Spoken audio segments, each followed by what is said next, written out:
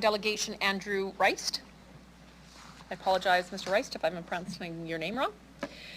As you walk down, please introduce yourself for the record, the organization you represent, if any, where you reside. You'll have 5 minutes to present to council, after which time you'll have the opportunity to answer any questions they may have. Good afternoon. Good afternoon.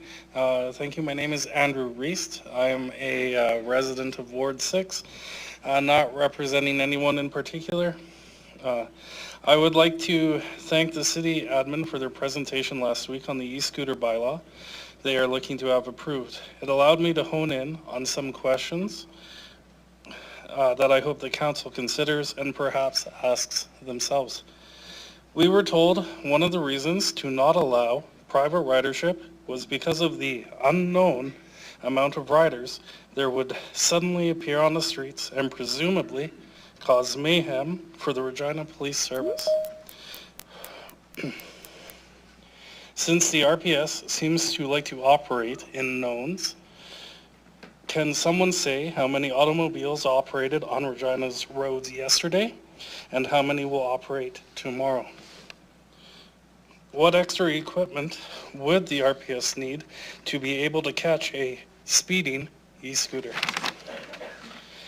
Does the RPS believe it catches 100% of all speeders in Regina? Does the council in fact believe that they do? Do they believe they have an undefeated success rate in taking illegally modified automobiles off of the streets? There are laws against adding certain aftermarket parts which make automobiles unsafe. Could not the same thing be done for e-scooters?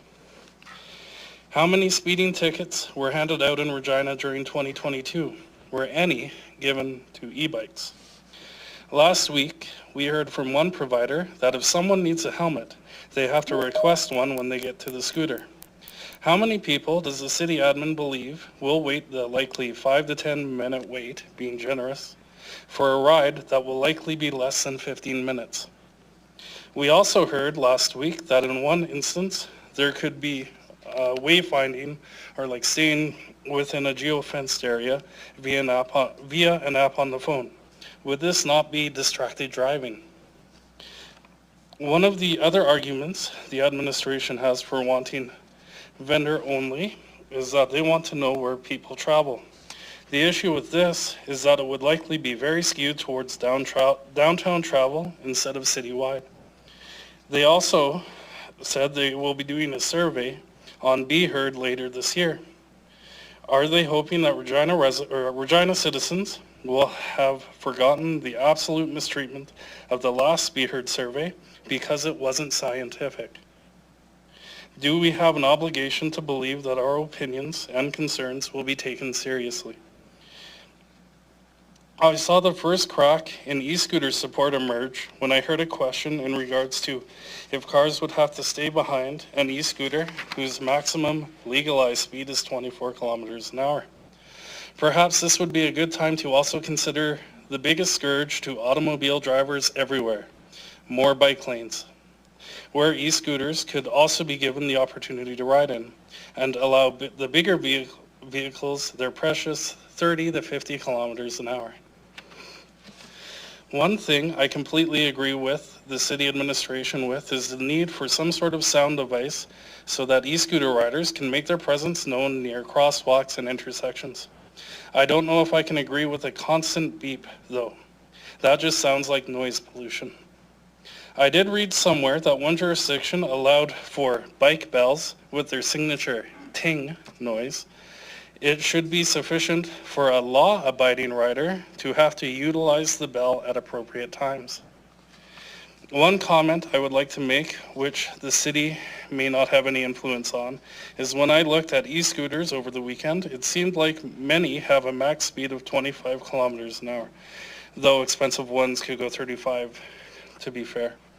It appears to me that the provincial government did this to better encourage municipalities to go the vendor route, presumably because it's easier for them to put a speed governor on their entire fleet to get rid of 1 kilometer an hour, instead of hoping that law-abiding citizens exist and wouldn't speed. Perhaps it is coincidence, but barely anything surprises me anymore. Please reconsider a motion to allow private riders the ability to use their e-scooters. Treating residents as potential criminals that need to be leashed is not a very Canadian attitude in accordance with our belief of innocent until proven guilty. I believe the police have the resources to better catch intentional lawbreakers than to have to approach every e-scooter rider just for the crime of otherwise lawfully riding their property. Thank you. Thank you very much. Mr. Reist? Thank you. I see no questions from council. Councillor Sikiniak. Last time you came to speak to us, you had asked about whether other administration was planning to consider other e-vehicles in the future. And I was going to ask that, but I didn't have at the time all the different options that you had suggested. Can you recall what? Yeah, so other ones that I can recall off my head are things like an electric unicycle, Okay. as well as an electric skateboard, which I believe the most common one is one wheel, they're called. One wheel. Okay. Okay, and the question was, is administration planning to consider these forms of electric transportation in the future? Essentially, yes. Okay, thank you. Councillor Sikiniak. I see no further questions from council. Thank you very much for your presentation and ask you to return to the gallery. I will call upon Delegation Lachlan Weeb. As you're making your way down, I'll ask that you please introduce yourself for the record, the organization you represent, if any, where you reside. You'll have 5 minutes to present to council, after which time you'll have an opportunity to answer any questions they may have for you. Good evening. Greetings. Mine will be short and sweet here. My name is Lachlan Weeb. I live in Ward 7 and I work in the Warehouse District. I represent myself and the ever-growing number of private micromobility owners that would like to see their devices made legal as soon as possible, especially seeing as SGI has already permitted it. Many of us ride for pleasure on bike paths and trails, but some of us, like myself, use them to commute to work when there's no snow.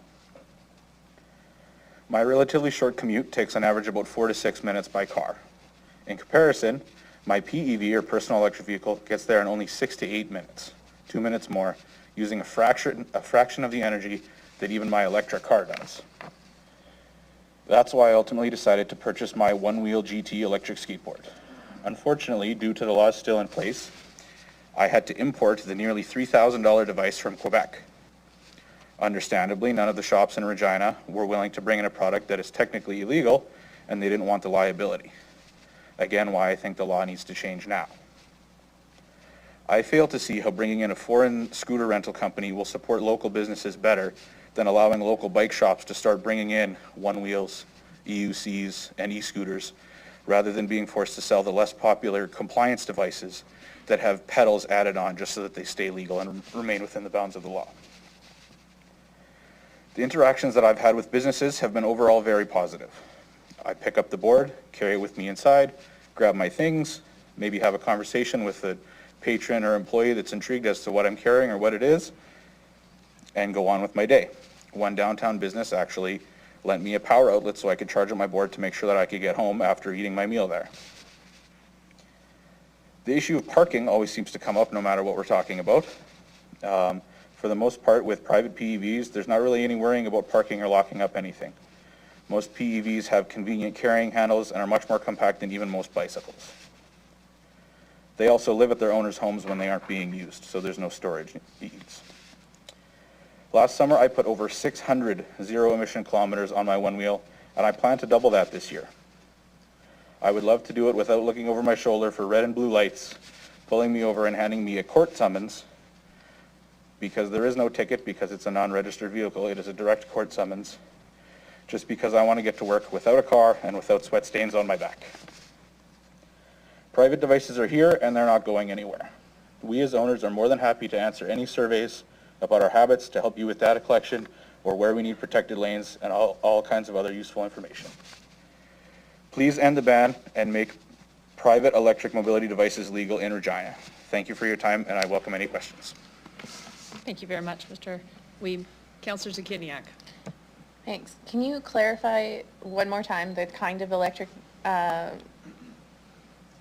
form of transportation that you have? I ride a one-wheel, so A it is one-wheel. an electric skateboard with a go-kart tire in the center.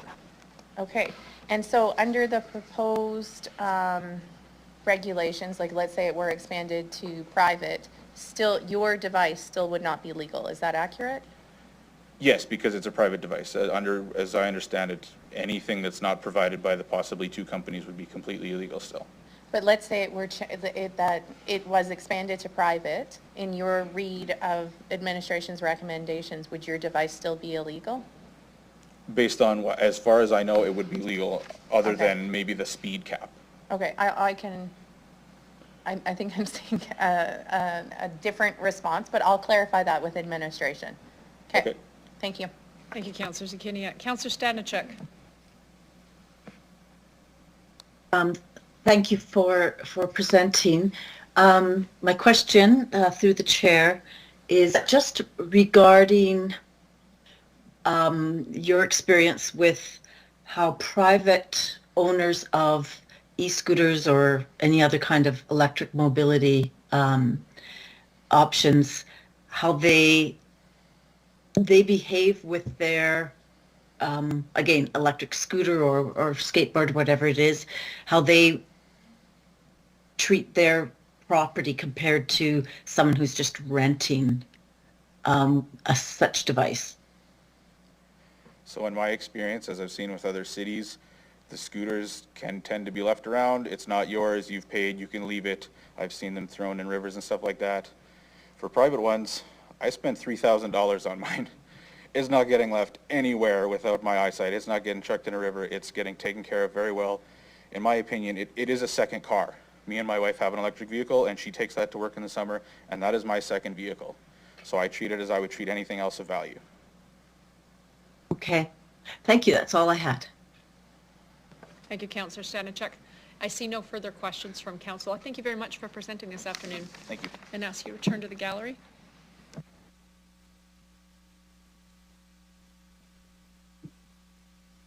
I'll call upon Delegation John Klein. I'll ask that you please introduce yourself for the record, the organization you're representing.